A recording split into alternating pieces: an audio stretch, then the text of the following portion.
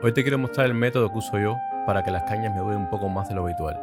Y más importante aún, hacer que lleguen a nuestra presentación en su estado óptimo. Seguramente sueles hacer lo que yo hacía antes, que coges una caña nueva y la empiezas a tocar durante 1 o 2 horas. Y todo parece ir normal hasta el siguiente día, que la vuelves a poner y te encuentras con la sorpresa de que no te suena igual, o que simplemente no sirve y la desechas. Pues lo que yo recomiendo hacer, que es justamente lo que yo hago, es abrir la caja de cañas completa y las enumero del 1 al 10. Y acá viene lo más importante. Las voy probando una por una solamente durante 5 minutos.